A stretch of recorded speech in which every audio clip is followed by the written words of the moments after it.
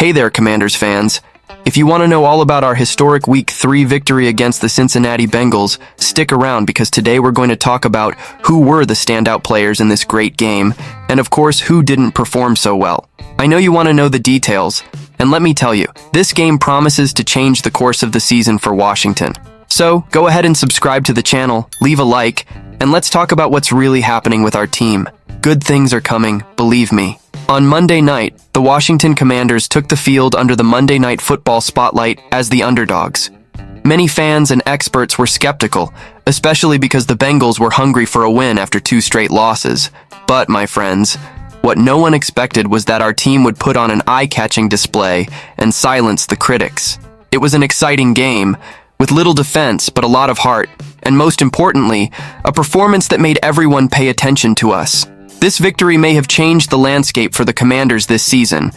If we were underestimated before, now the rest of the league is watching.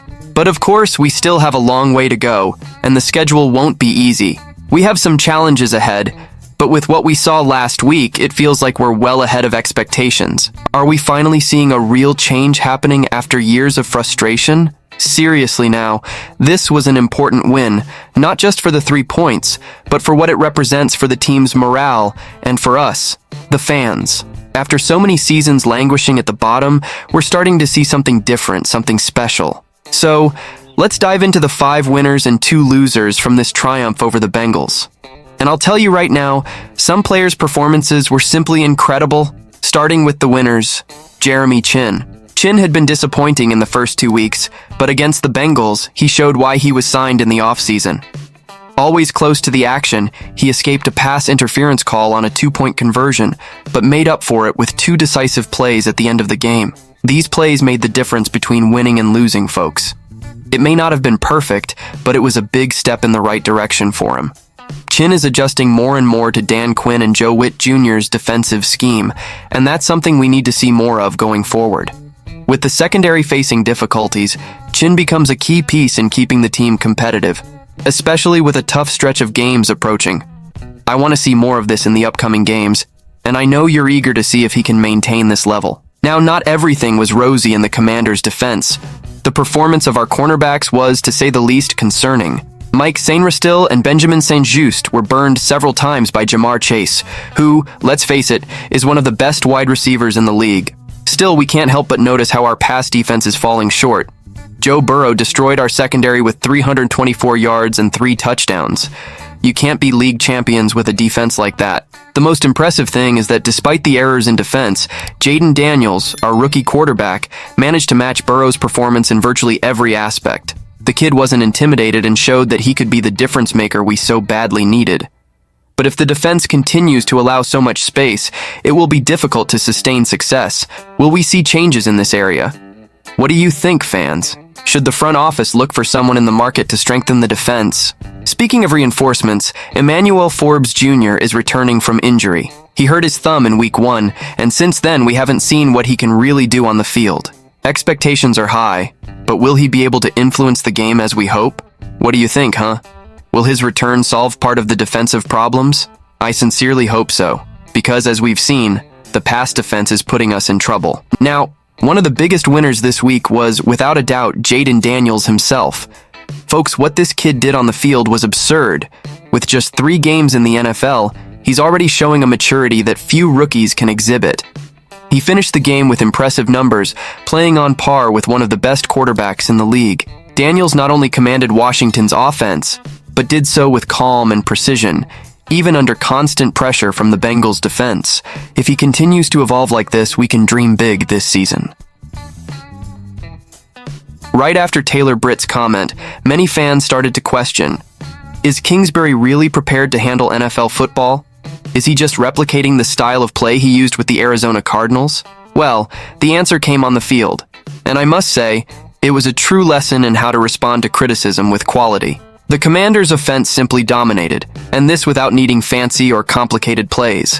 What we saw was a balanced game plan. Kingsbury managed to bring out the best in rookie quarterback Jayden Daniels without putting excessive pressure on the kid. The strategy was simple but extremely effective.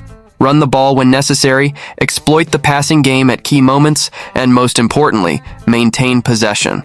It's been 2 consecutive weeks without needing to punt. That's something worth highlighting. It's not every day that a team can move the chains with such ease and efficiency. But the Commanders' victory was just the beginning of the story. Even after the game, Taylor Britt still had the audacity to maintain his criticism, doubling down and saying that the offense was still predictable. You know what I think? Kingsbury probably isn't even worried about it. He's already shown that he's on the right track to consolidate the team and, who knows, maybe even prepare to take a head coach position in the near future. The most interesting thing is to think about what's coming next. The Commanders still have a long season ahead, and I bet Kingsbury's revenge will be sweet when we have the rematch with the Arizona Cardinals, the team that fired him in 2022. Who would have thought that our offensive coordinator, who arrived under some skepticism, would now be silencing critics and shaping a promising offense? And speaking of a strong unit, we can't fail to mention the performance of the offensive line. I know a lot of people focus on the flashier names, but the work that the Commanders' OL did was spectacular. They managed to protect Jayden flawlessly, and when you have a line that holds up the passing game and still opens space for the running game, the chances of victory increase exponentially. The trio of Nick Allegretti, Sam Cosmi, and Tyler Biadasz deserves applause. They were the backbone of this victory, maintaining consistency in the most crucial moments of the game. Not to mention the progress of tackles Andrew Wiley and Cornelius Lucas. These guys held off the pressure from the Bengals' star edge rusher, Trey Hendrickson, and practically nullified his presence in the game. The evolution of this line is visible, and if they continue at this pace, it's going to be hard to stop this offense. Terry McLaurin, our reliable wide receiver who amazes us every season. In the first 2 games this year, it seemed like he was invisible, almost anonymous on the field. People were already starting to demand more participation from McLaurin, and rightfully so. But the game against the Cincinnati Bengals changed everything. What we saw there was an important turning point, and he showed why he's one of the best WRs in the league. It was the most dominant performance of the campaign so far, and it seems like it was just the beginning. What excites me the most is the chemistry he developed with our rookie quarterback, Jayden. Man, they connected in an incredible way during the summer. In practice, you could already see that something special was forming. In the first games, things didn't click the way we wanted, but that's part of the process. Daniels is still adjusting to the NFL, and Coach Cliff Kingsbury tried to ease some of the pressure at the start of the season. Now, it seems that the connection between the two is finally blossoming, and honestly, I think this is going to take us far. And for those who don't remember, McLaurin shone again in the state where he excelled in college. It was like a triumphant return. Right in the first half, he made a 55-yard reception that got the crowd on their feet. The most impressive part? It was the touchdown at the end of the game that practically sealed the victory. It was the kind of play that makes you believe we finally have a QB-WR duo that can bring us great joy in the coming years. Now, I'll be very honest with you. Nobody deserves a quarterback like Jayden more than Terry McLaurin. He's been our offensive pillar for several seasons, even facing a real roller coaster of quarterbacks. He's been through so many that I've lost count. And yet, the guy keeps delivering fantastic numbers. I really hope that with Daniels, things will finally click, and we'll see McLaurin breaking even more records from here on out. This season looks promising, and I'm sure you can feel it in the air too. Now, shifting focus a bit, let's talk about the defense. Folks, the truth is that in the last Monday Night Football, we didn't have much defense on the field. It wasn't a surprise. We know that the Commanders have been facing serious defensive problems. The lack of pressure on the opposing quarterback and the secondary that's not managing to cover opposing wide receivers efficiently are the main issues. And this situation gets even more complicated when we look at the performance of one of our pillars on the defensive line, Payne. Payne, who is one of the great hopes of our line, wasn't at his best against the Bengals. He had difficulty generating pressure, and that's concerning. We know he's a player who draws attention from opposing protection schemes, but even so, the great linemen in the league find a way to produce, even under double or triple coverage. Payne, unfortunately, let some crucial opportunities slip, especially against the run game, and that only increases the concern about our defense. But hold on, it's not time to hit the panic button. Payne still has a lot of football ahead of him, and I believe he can regain his form soon.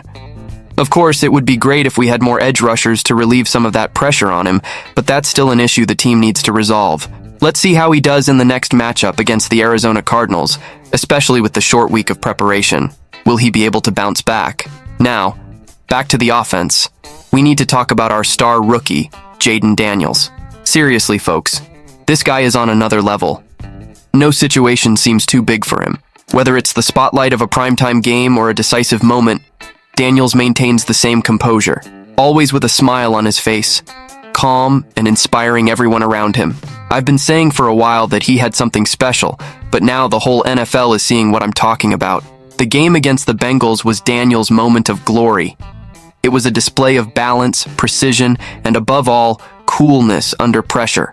He completed 91.3% of his passes, throwing for 254 yards and 2 touchdowns without committing any interceptions. The result? A colossal QBR of 93.6 and a passer rating of 141.7. Simply phenomenal. The question now is, will he be able to maintain this level in the coming weeks? If you still have doubts that we've found our franchise quarterback, I think it's time to reconsider. Daniels not only showed that he can handle the pressure, but also that he can be the leader the Commanders need. And honestly, I think this was just the tip of the iceberg. We're still going to see a lot of good things coming from this kid, and I can't wait for the next games to see how he's going to evolve. So, folks, here's my invitation. If you like this analysis, don't forget to leave your comment down below, because I want to know your opinion.